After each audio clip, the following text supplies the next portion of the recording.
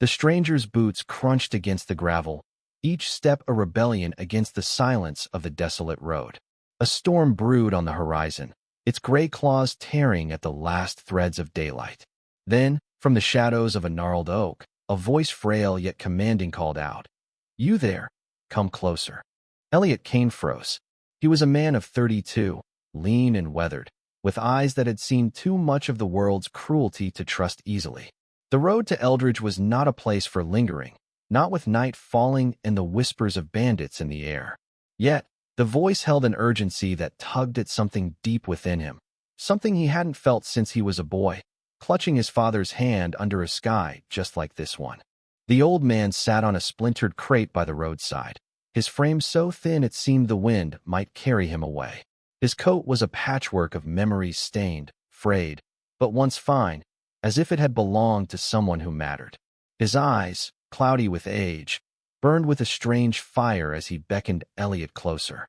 "I've been waiting for you," he said, his voice like dry leaves rustling. "Your father sent me."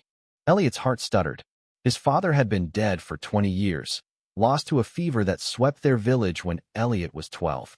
The old man's words were a blade, slicing open a wound Elliot thought had long scarred over. "You're mistaken," he said sharply, stepping back. "My father's gone. I don't know you." The old man's smile was crooked, revealing a single gold tooth that glinted in the fading light. "Oh, but I know you, Elliot Kane, and I know what he left for you." He reached into his coat, his movements slow, deliberate, and pulled out a small, leather-bound journal, its edges worn to a soft blur. This was his. He wanted you to have it when the time came. Elliot's breath caught. His father, Thomas Kane, had been a quiet man, a schoolteacher with a love for stories and a habit of scribbling in notebooks late at night. Elliot remembered sneaking into his father's study as a child, watching the lamplight dance across those pages, filled with words he was too young to understand. But after Thomas died, the journals vanished stolen, his mother said, by scavengers who looted their home during the chaos of the fever. "How did you get this?" Elliot demanded, his voice low, suspicion warring with a flicker of hope. He took a step closer, the storm's first raindrops spitting against his face. The old man's gaze never wavered. "Your father was my friend," he said simply. "Before he passed, he asked me to keep this safe until you were ready. You're ready now, aren't you? Ready to know who he really was." Elliot's mind reeled. His father had been ordinarier, so he thought. A man who taught children their letters, who carved wooden toys for Elliot, who kissed his mother goodnight with a tenderness that lingered in Elliot's memory.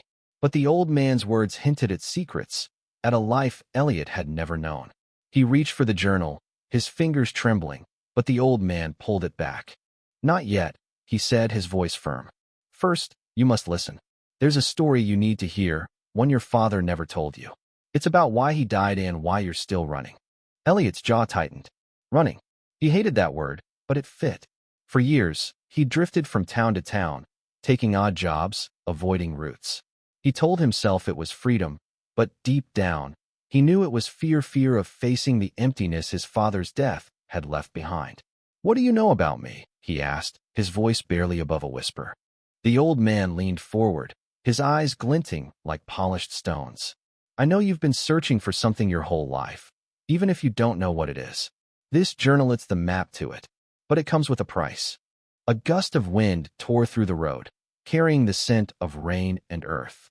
Elliot's pulse quickened. He wanted to walk away, to dismiss the old man as a fraud, but the journal in his hands was real, its leather warm against his skin. He opened it, just a crack, and saw his father's handwriting slanted, precise, unmistakable. The sight was a punch to his chest, stealing his breath. "Tell me," Elliot said, his voice raw. "Tell me the story." The old man nodded, settling back against the crate. "Your father wasn't just a teacher," he began. "He was a keeper of secrets, a man who carried truths too dangerous for most to bear. He worked for a group called the Order of the Saffron Veil, a society older than this road, older than the mountains themselves. They guarded knowledge that could change the world or destroy it." Elliot's mind spun. The Order of the Saffron Veil. It sounded like something from the fairy tales his father used to tell him, stories of hidden truths and ancient promises. But the old man's voice was steady, his words heavy with conviction. Thomas found something, he continued. A relic, a key to a truth so powerful it scared even him. He hid it, and he hid you, to keep you safe. But the Order, they never stopped looking. Elliot's throat tightened. Looking for what? Me? The journal? The old man's gaze darkened. Both.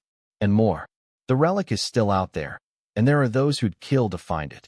Your father died to protect it and to protect you. A crack of thunder split the sky, and the rain began to fall in earnest, soaking Elliot's coat. He clutched the journal tighter, his mind racing. This was madness. His father, a keeper of ancient secrets? A man hunted by some shadowy order? Yet the journal in his hands was proof that his father had been more than he seemed. Before Elliot could speak, a new sound cut through the storm, a low, guttural growl from the shadows beyond the oak. The old man's head snapped up, his eyes wide with alarm. They're here, he whispered, his voice trembling. They found us. Elliot spun around, his hand instinctively reaching for the knife at his belt. The road was empty, but the darkness seemed to pulse, alive with unseen threats. Who's here? He demanded, his voice sharp. The old man struggled to his feet, his frail body shaking. The Order, or what's left of it. They want the journal. They want you. He thrust the journal into Elliot's hands, his grip surprisingly strong. Run, boy. Keep it safe. Find the relic before they do. Elliot hesitated, torn between disbelief and the primal urge to flee. The growl came again, closer now, accompanied by the crunch of footsteps on gravel. He looked at the old man, whose face was a mask of fear and determination. Come with me, Elliot said, grabbing his arm. No, the old man said, pulling free. My part's done. Go. Now. Elliot's heart pounded as he backed away, the journal heavy in his hands. The rain blurred his vision, but he saw shapes moving in the distance, dark figures, too many to count. He turned and ran, the old man's voice echoing in his ears. Find the relic, Elliot. Find your father's truth.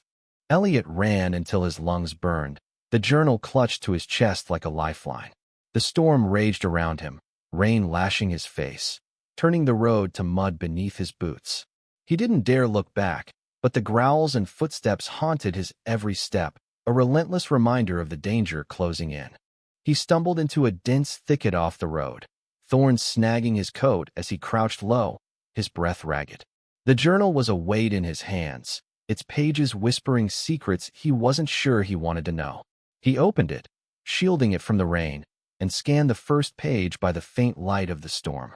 His father's handwriting was a ghost from the past. Elliot, if you're reading this, I'm sorry.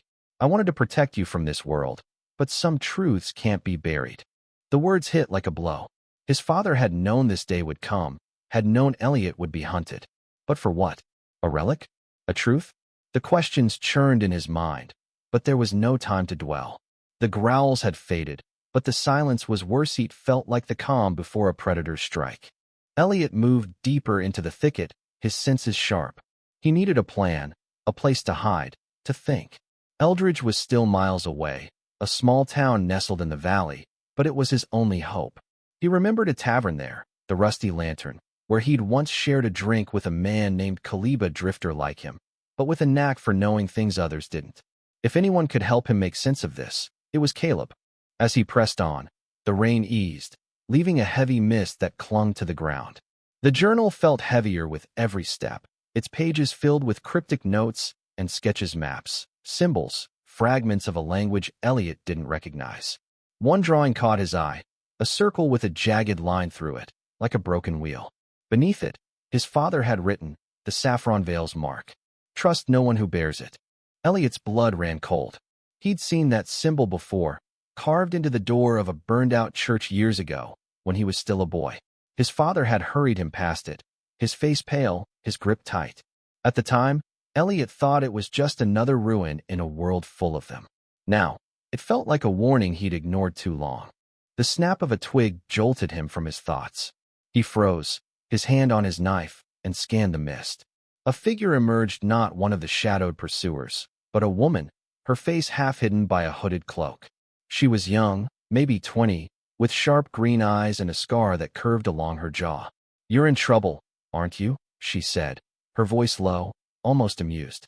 Elliot tensed, his grip tightening on the journal. Who are you? He demanded, stepping back. She raised her hands, showing empty palms. Name's Mara. I saw you running from the road. Looked like you could use a friend. Her smile was disarming, but there was a hardness in her eyes, a calculation that set Elliot on edge. I don't need friends, he said, his voice cold. Stay back. Mara tilted her head, unfazed. Suit yourself. But those men chasing you? They're not the kind who give up. And they're not alone. She nodded toward the journal. That's what they're after, isn't it? Elliot's heart skipped. How did she know? He took another step back, his mind racing. Was she with them? A spy? Or just a scavenger looking to profit from his trouble? You know too much, he said, his knife now half drawn. Mara laughed softly, a sound that cut through the tension like a blade. Relax, stranger. I'm not with the Order, but I know their type. They've been hunting relics like that one for years. My brother, he got caught up with them. Didn't end well. Her words carried a weight that made Elliot pause. There was pain in her voice, a rawness that mirrored his own. Your brother? He asked, lowering the knife slightly. Mara's smile faded. He thought he could outsmart them. Found a relic, like your book there. They killed him for it. She stepped closer, her eyes locked on his. If you want to survive, you'll need more than a knife and a bad attitude. You need someone who knows the game. Elliot studied her, torn between distrust and desperation. The journal was a map to answers, but it was also a beacon, drawing danger to him. Mara's story felt true, but truth could be a trap. Still, he was alone, and the Order was closing in.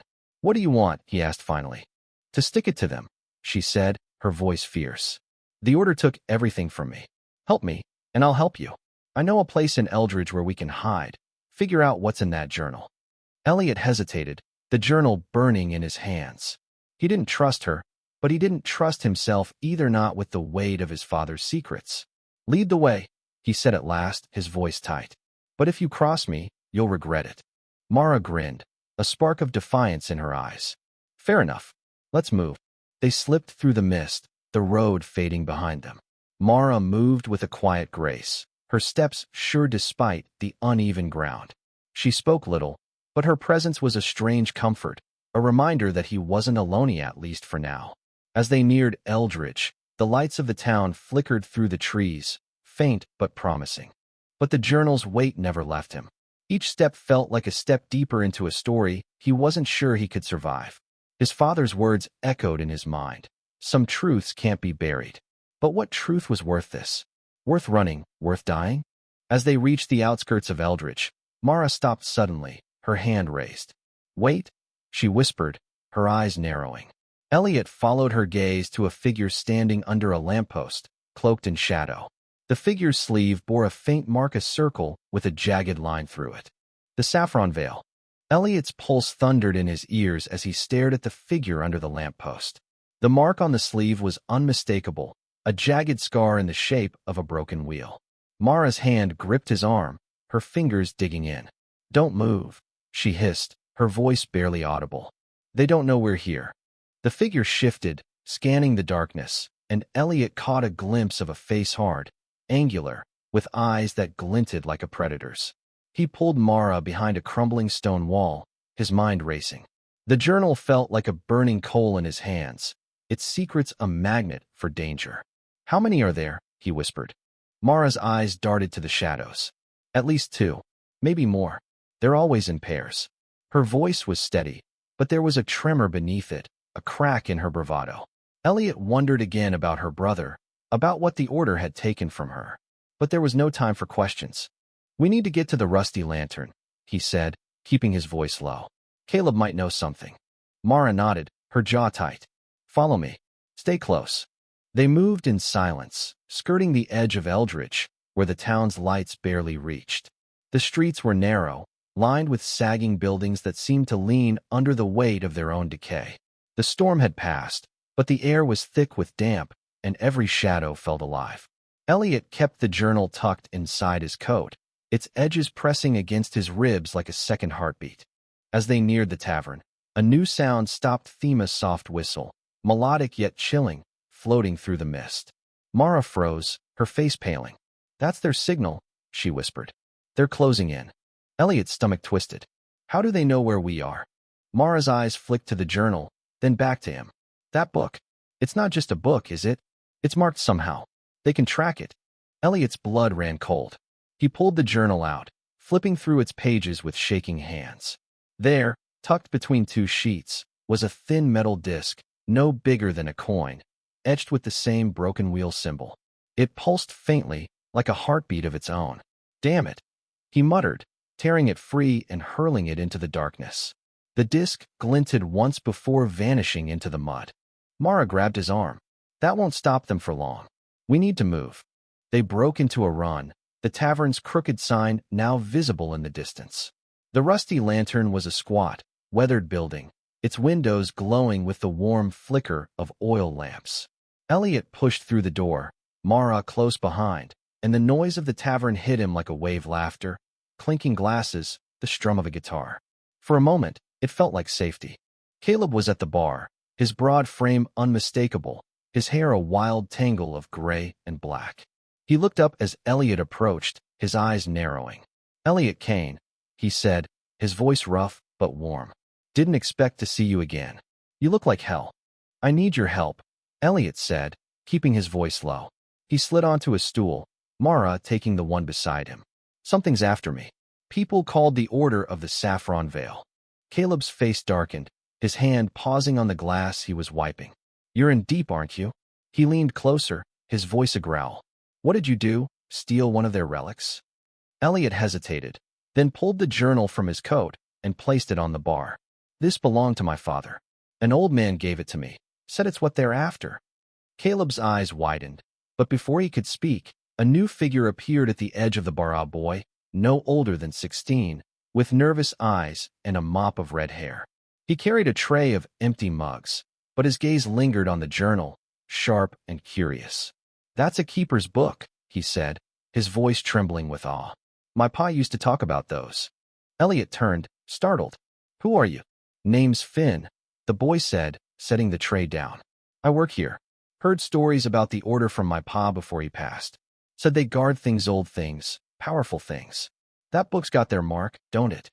Mara shot Elliot a look, her eyes warning him to be careful. But Finn's words rang with a sincerity that made Elliot pause. "Your father knew about them?" he asked. Finn nodded, his face pale. "He wasn't one of them, but he found something once. A key, he called it. Said it opened something the Order wanted hidden. They came for him after that. Never saw him again." Elliot's heart sank. Another life touched by the Order, another family broken. He glanced at Mara, whose expression was unreadable, then back at Finn. "This key," he said, keeping his voice steady. "Did he say where it was?" Finn shook his head. "Only that it was safe. Hidden where the Order wouldn't look." His eyes flicked to the journal again. "If that's your pa's, it might say where." Caleb cleared his throat, his voice cutting through the tension. "Enough talk. You two need to get out of here. If the Order's tracking that book, they'll be here soon." He nodded toward a back door. "There's a cellar below. Hide there, figure out what's in that journal. I'll keep watch." Elliot grabbed the journal, his mind a storm of questions. Finn's story, Mara's warnings, his father's secrets, it was too much, too fast. But there was no turning back. He followed Mara to the cellar, Finn trailing behind, his nervous energy a stark contrast to Mara's calculated calm. The cellar was damp and cramped, lit by a single flickering lantern. Elliot opened the journal, his fingers trembling as he scanned the pages. His father's words were a maze of riddles and warnings, but one passage stood out. "The key lies where the river bends, beneath the shadow of the broken tower. Trust the one who carries no mark." Elliot's breath caught. A clue, a place. But the Order was close, and trust was a luxury he couldn't afford. He looked at Mara, then at Finn, their faces shadowed in the dim light. One of them might be the key to his father's truth or the blade that would end him. The cellar's air was thick with the scent of mildew and earth, the lantern's weak glow casting jagged shadows across the stone walls.